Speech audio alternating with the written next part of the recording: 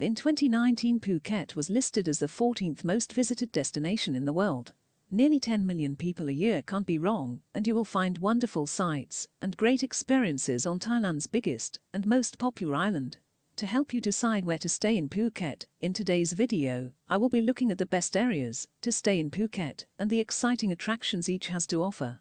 I'll start off with Khao Beach. Phuket's roads can get very busy indeed, especially in the peak season. So it can be a good idea to choose a hotel close to the airport the night before you fly. That way, you'll avoid any last-minute panic. Fortunately, there is a very nice beach called Khao, which is just a few minutes' drive away from Phuket International Airport. There is a long stretch of sand here fringed with trees. You will find some good medium and upper-end hotels on the beach, and there are plenty of cheaper hotels not far away that cater specially to onward travelers. Thon Beach lies on Phuket's west coast and is still something of a hidden gem when compared to the better-known beaches to the south. The beach itself is stunning, and you can stroll on the sand without being impeded by flocks of deck chairs. The area has a decent selection of mainly mid-range places to stay, and there are quite a few dining and drinking options, even though it is by no means a place for partygoers.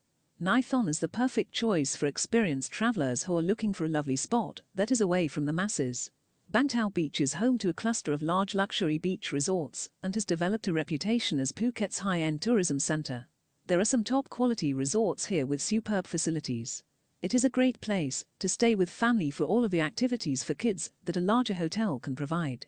The infrastructure of this beach has developed in line with the people who come here, so you will find top-quality dining and entertainment. There is also great shopping if you aren't particularly constrained by budget.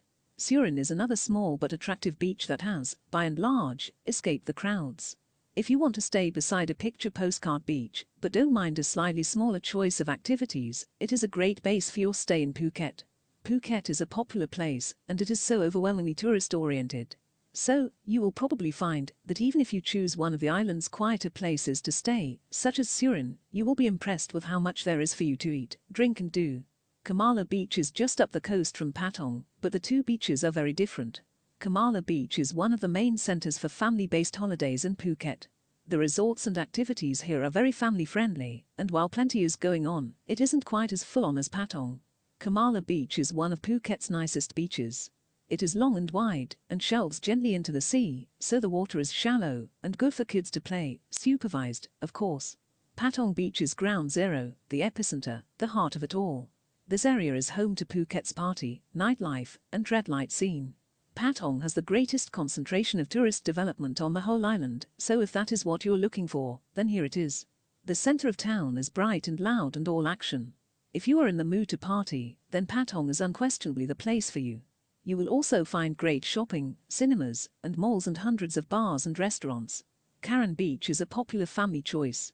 It has many hotels and lots of infrastructure and things to do, but hasn't yet succumbed to the sensory overload of Patong. The beach is a long sandy stretch regarded by many as one of Phuket's best, and, despite the development, you can always find a quiet spot. If shopping is your thing, then Karon will be of particular appeal.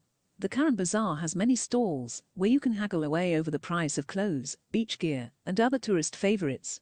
There are also some more exclusive and upmarket shops in the village, and the Karon Temple Market is a more traditional Thai-oriented market that is well worth checking out. Kata Beach comprises two separate beaches, Kata Yai, big, and Kata Noi, small. Both are lovely beaches that are fronted by large beach resorts like the Club Med. However, the beaches themselves are open to all, and once you get down there, you are welcome to swim, sunbath, and chill out.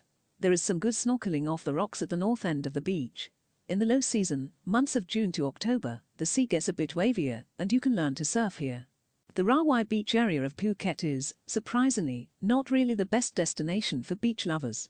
The beach faces east into Phuket Bay, and the waters here are often muddy and less clear than on the west coast beaches. It is still an interesting place, though, and a good choice of location for people who are interested in getting a little bit off the beaten tourist path and exploring the real Phuket. There is some great seafood to be found here since this side of the island is where fishing boats unload their fresh catch. Local restaurateurs hover and vie with each other to get the best and freshest fish, and a seafood meal at Rawai is a highlight of a Phuket trip.